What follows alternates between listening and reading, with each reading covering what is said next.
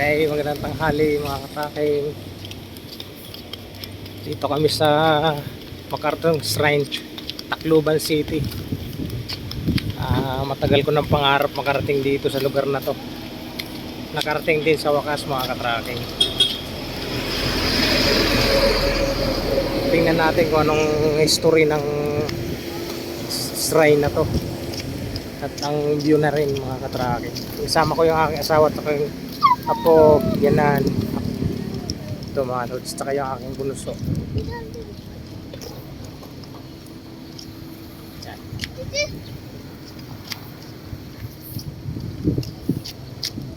Ito pala yung mga operation ni MacArthur, General MacArthur mga katraki.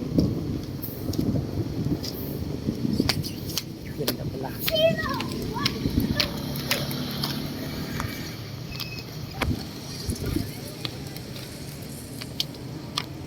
Ngayon lang ako nakarating dito.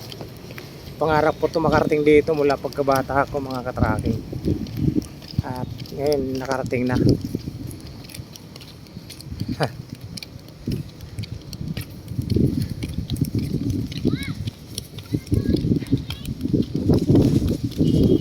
Tingnan natin mga katracking kung ano ari yung proclamation niya.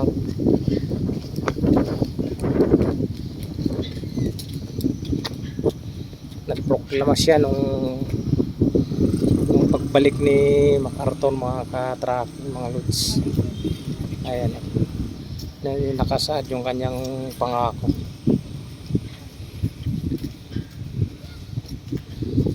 Tingnan natin mga lods. Wow, para ka rin nasa ibang bansa mga lods. Ang ganda pala talaga dito sa lugar na to. Talagang dito lumanding si General MacArthur mga katracking. Ayan o. Kaso wala silang mga baril ah. Ay mayroon mga katracking. Talagang ano siya.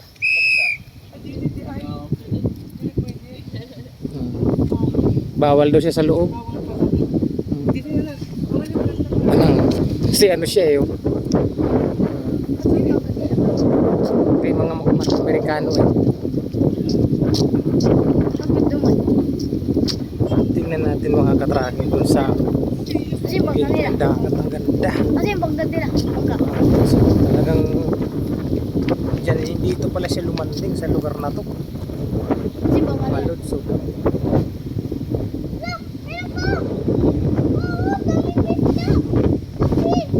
Nonoy, dito ka Nonoy. Tayo dito Nonoy. Ay. Birthday niya kaya nakipamasyal dito sa MacArthur Shrine. Tsaka yung aking puso. Namatay na yan pa.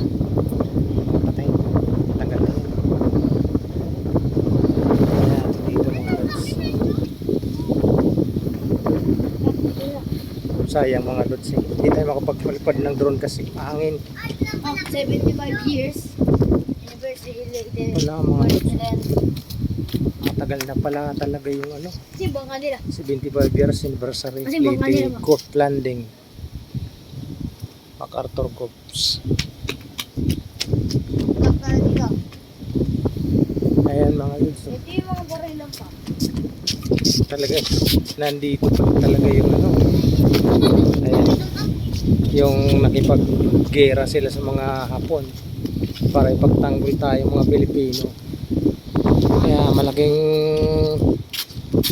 utang na loob din natin sa mga Amerikano mga lods dahil sa kanila. Kita mo mga lods. Nandito yung mga operation para ipakita nila yung pagtanggol sa ating mga Pilipino ng mga Amerikano laban sa mga mananakop na Hapon. Dito sila lumanding pala mga katracking. Tingnan natin dito mga katracking mga lods yung area nung nilandingan ni MacArthur. Dito pala sila lumaki sa lugar na ito. Galing sila ng Amerika. Pinangako niya na siya nagsalita siya ng I shall return. Dito pala sila lumaki sa lugar na ito. Yan. Diyan mismo mga lod sa lugar na yan. Diyan nila ipinarada yung kanilang mga panbigmang barko sa lugar na yan. Sa lugar ng Leyte.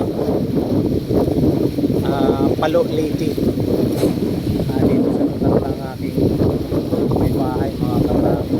Pero hindi taga rito ang asawa ko. Bandang Haro Leyte pa siya. Tatlong bayan ang pagitan. Dito pala siya lumanding mga lutsa. Kaya maganda. Yan. Wow. Talaga. Yung pala. Sinamantala ko ng mga lod yung bakasyon kasi gawa ng matagal ko nang gustong makarating sa lugar na ito. Kaya sinamantala namin, may biwok pala mga katracking, oh. Doon talagang wow, parang nasa ibang bansa mga katracking. Paano sa yung barko nila? Ayan na talagang may biwok siya, may pwede mag-jogging tuwing sa umaga. Ganda, nandito sila. Hindi ko yung dito. Tingnan natin dito mga lods. Okay,